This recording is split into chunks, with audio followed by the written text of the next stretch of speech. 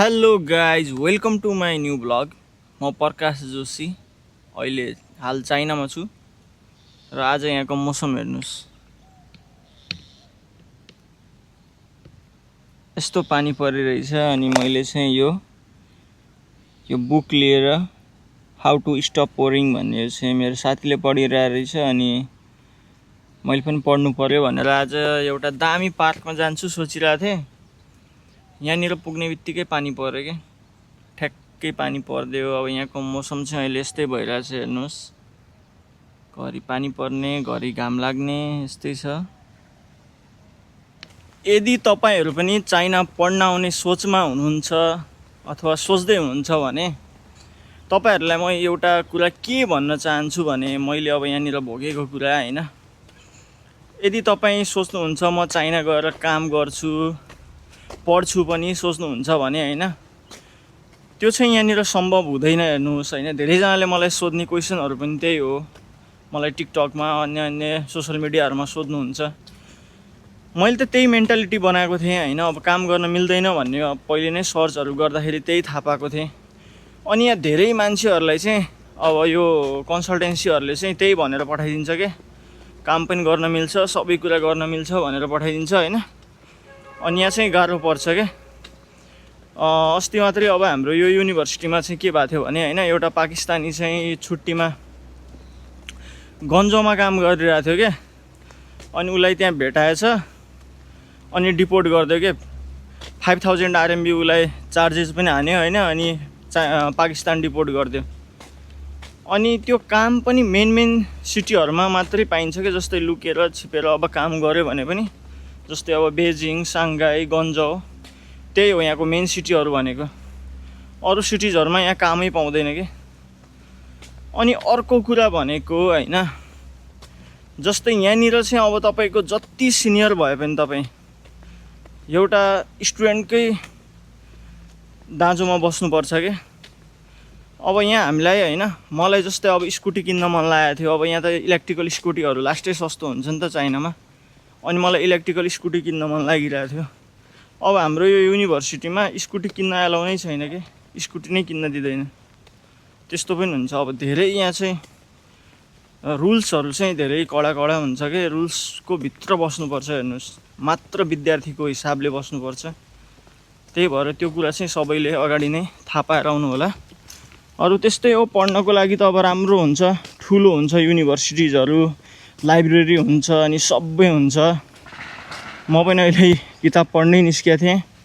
अब रुममा बसी वाक्क लागेर मलाई हैन, बाहिर यसो निस्किदिउँ भनेको हैन। मौसम फेरि यस्तो भइदियो नि, पानी परेर बहुत दिमाग खराब भइदियो। यस्तै छ चाइनाको स्टुडेन्ट लाइफ। अरु कुरा त अब ठिकै हो, त्यस्तै छ भनौँ न। यो चाहिँ हाम्रो यो युनिभर्सिटीको स्ट्रिट हो। यहाँ चाहिँ यो सबै आउटलेटहरु छ, खानाको परिकारहरु पाइने ठाउँ। अब जान त मेरो बाहिर जाने प्लान थियो हैन। अब यहीँ बस्छु, बस्ने ठाउँहरु छ, यहीँ बस्छु। यो किताब मलाई चाहिँ अब किताब पढ्न साह्रै अब रमाइलो लाग्छ हेर्नु हैन। अब यहीँ बस्छु, यस्तै छ। तर यहाँ चाहिँ मान्छेहरु निस्किन्न के फेरि बाहिर, कोही पनि निस्किन्न यहाँ। चाइनिजहरु त झन् हैन, जब यहाँ प्रोग्राम हुन्छ, जस्तै यहाँ प्रोग्राम हुन्छ नि, प्रोग्राम हुँदा मात्रै हो निस्किने। 12-14 हजार विद्यार्थीहरु छ, सबका सब रुम भित्रै हुन्छ। कोही पनि म्याक्सिमम निस्किने मान्छे धेरै नै कम हुन्छ यहाँ। अब यहीँ बस्दिउँ। तर मैले आज क्लाइमेट हेरेको थिएँ हैन, क्लाइमेट त यहाँको नि त्यस्तै रहेछ यार। एपहरु हेरेको थिएँ, उसमा त पानी पर्ने देखाएको थिएन। तर कस्तो सरप्राइजली पानी पर्दियो भने। अब यो पढ्छु अनि म तपाईहरुलाई पनि भन्छु है त, यसको के रहेछ त, मान्छेले किन चाहिँ धेरै सोच्दो रहेछ, किन मान्छेले टेन्सन लिँदो रहेछ, यो कुराहरु चाहिँ अब यसमा लेखेको छ हैन। लेट्स सी है त अब यसले के भन्छ यो बुकले। तर यहाँ मौसम चाहिँ हेर्नु न यस्तो दामी भयो नि। अब चाहिँ वरिपरि यहाँ झरी परिरहेछ, पानी परिरहेछ।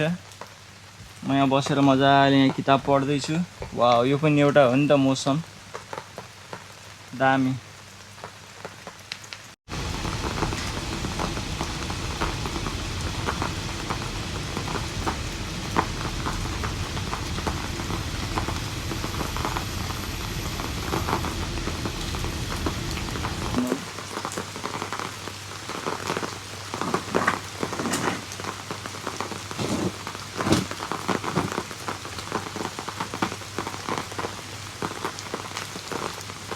बिहे गर्न पनि पैसा चाहियो क्या चाइनामा केटाहरूलाई। सक्सेसफुल पर्सन हुनु पर्यो, सक्सेसफुल बिजनेसम्यान हुनु पर्यो। त्यही भएर पनि चाइना यति माथि पुगेको हो जस्तो लाग्छ क्या मलाई होइन। म आफ्नो साथीहरूलाई नै हेर्छु। अब एउटा त तपाईँहरूले पनि चिन्नु भएको छ, मेरो साथी रिक्की छ।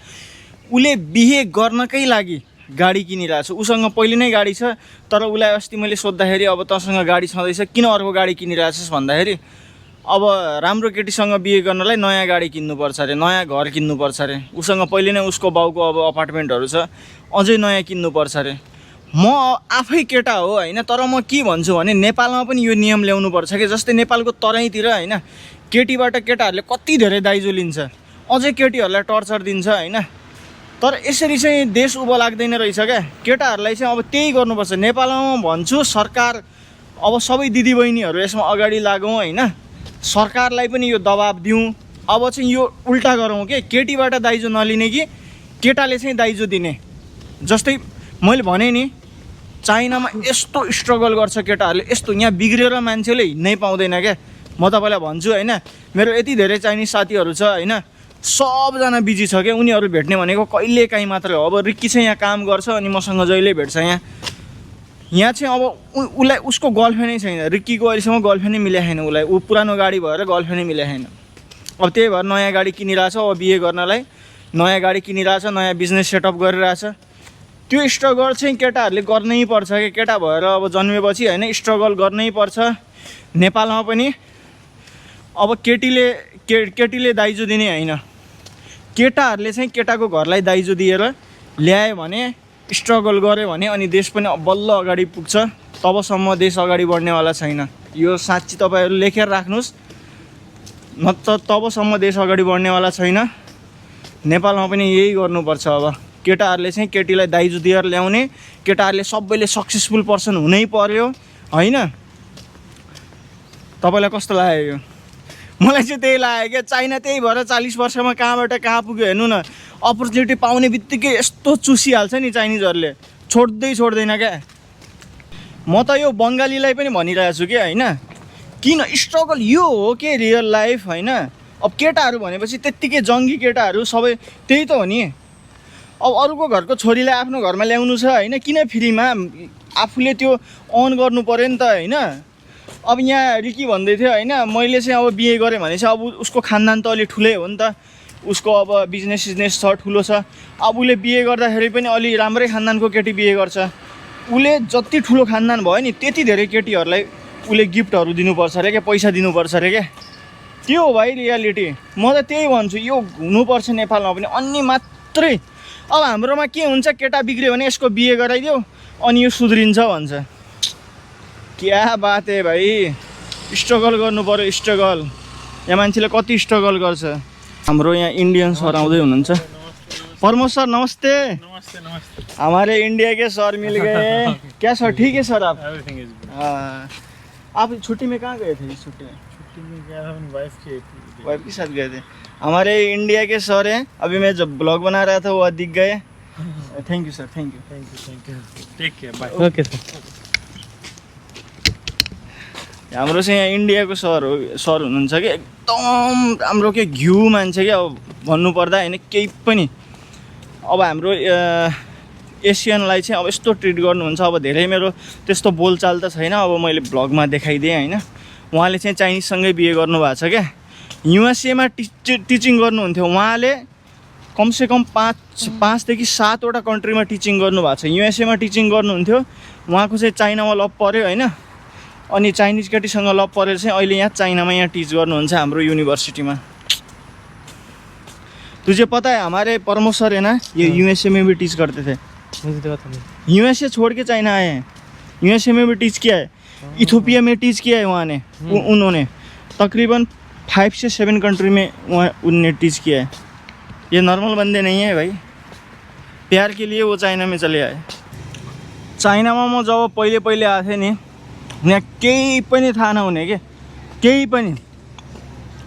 मलाई अहिले 10-11 महिना भयो होइन। म अक्टोबर नोभेम्बरमा हो अघिल्लो। अनि जब म यहाँ हिँड्दै गएँ नि, यहाँ तपाईँहरूले ल भन्नुहोस् 1 वर्षमा के गर्नुभयो चाइनामा? जो चाइनामा हुनुहुन्छ ल मलाई उत्तर दिनुहोस्। 1 वर्षमा मान्छेले केही गरे छैन, यही सिटी देखे छैन। 1 वर्षमा मैले पुरा आधी चाइना घुमेँ के। यो सिटीको त मलाई गल्ली गल्ली थाहा छ।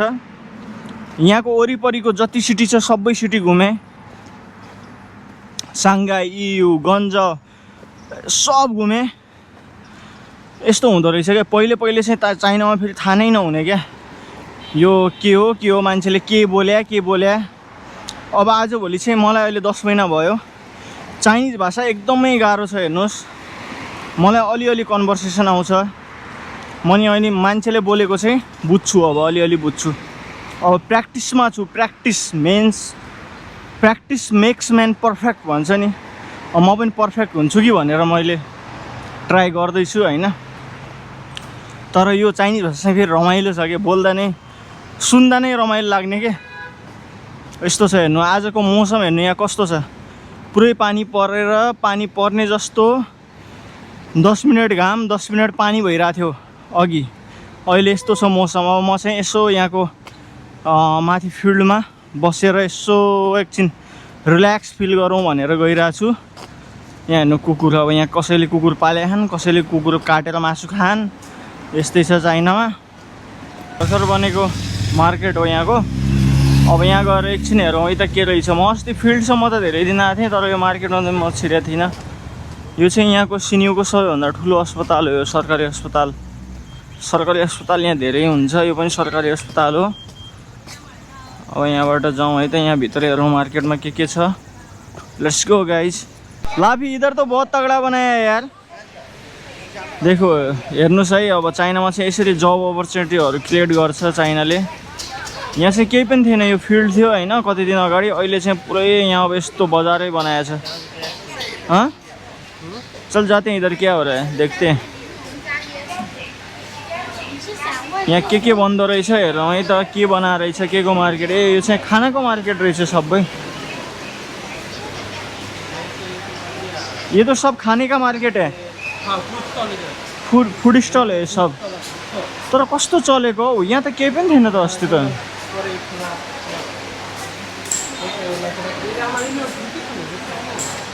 यहाँ राइसहरू केकहरू खाइरहेछ, यस्तो छ फलफुलहरूको।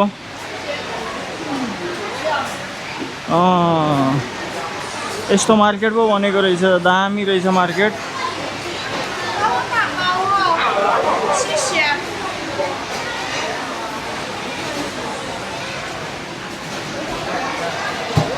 ये तो बहुत बड़ा ये पहले तो कहाँ था इधर? मैंने तुझे बोला था उस दिन रात में था। ये तो इतना चल पल बन गया यार इधर। पहले तो इधर कुछ भी नहीं था। आजा इधर जाते हैं इधर।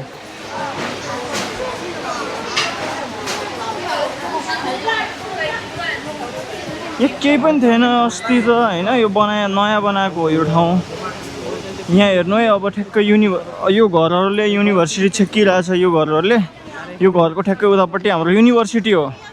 यहाँ केही पनि थिएन, तर यस्तो बिजी एरिया छ। यिनीहरूले कसरी बनाएछ क्या यहाँनिर। यस्तो रोडहरू पनि बनाएछ, अनि यस्तो तोपहरू पनि राखेछ। अनि यो स्क्रिन छ नि अगाडिको, यो ठुलो स्क्रिन, यसमा चाहिँ राति फिल्म पनि लाग्छ फ्रीमा। ल दामी ठाउँ बनाएछ यार। ये स्क्रीन देख, ये दूर से ये स्क्रीन कितना छोटा लग रहा था। यो हेर्नु है, सानो देखिरह होला यो तपाईहरुलाई। यो स्क्रिन यति ठुलो स्क्रिन छ यो हैन, हाम्रो उहीँदेखि देख्छ क्या।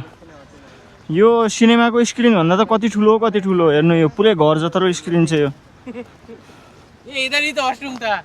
चाइनाले जानेको छ क्या आफ्नो मान्छेहरूलाई आफ्नो पिपलहरूलाई चाहिँ खुसी राख्न यसरी जानेको छ हेर्नु। अब यो पुरै फ्री हो, यहाँ राति चाहिँ यहाँ फिल्म लाग्छ होइन, यस्तो स्विमिङ पुल बनाएको छ। मेरो यहाँ पुगिरहेछ, मेरो लगभग यहाँ पुगिरहेछ। हेर्नु त यो पुरै स्विमिङ पुल बनाएको, यो सब फ्री हो, 1 रुपियाँ कोस्ट लाग्दैन। गर्मीको दिन चाहिँ यहाँ अब धेरै हुन्छन् होला मान्छे। अनि सानो बच्चाहरूको लागि उता बच्चाहरूको लागि बनाहा। यसमा त बच्चाहरू त डुब्छन् पनि होला, मेरै यहाँ माथि पुगिरह। यो सब फ्री हुन्छ क्या, यहाँ पार्कहरूदेखि लिएर यस्तो यो पार्कहरू हुन्छ नि, यो बनाएको सब फ्री हो। यति धेरै छ यहीँ। मैले यहाँदेखि युनिभर्सिटी पुगुन्जेलसम्म एउटा यो भयो, 2टा 3वटा पार्क छ, त्यो पनि लास्ट ठुलो के। अब सोच्नुहोस् कि कति ठुलो। ऊ त्यो कुनादेखि यहाँको उहाँ कुनासम्म सबै यो फ्री हो। जे गर्नुहोस् यहाँभित्र, पछि बरु पैसा लगाउला त्यो त मलाई थाहा छैन, तर अहिले चाहिँ पुरै फ्री छ। ल हेर्नु, म चाहिँ यहाँ टपमा बसिरहेको छु। यो चाहिँ यहाँको भोलिन्टियरले बस्ने ठाउँ हो। अहिले यहाँ चाहिँ कोही छैन, आज गर्मी नै छैन क्या, पानी परेको थियो होइन। अब चिसै भइरहेको, गर्मी त केही पनि छैन, त यहाँ कोही पनि छैन। अब एकछिन अगाडि पछि चाहिँ अब यहाँ तपाईँको ऊ बल्छ, यहाँ फिल्म हेर्ने मान्छे टन्नै हुन्छ अहिले एकछिनमा। यस्तै छ यहाँ हेर्नु। यस्तै भिडियो हेर्नको लागि चाहिँ मलाई सब्सक्राइब गर्न नभुल्नु होला है त सबैजना। भिडियो हेर्दै गर्नुहोस्।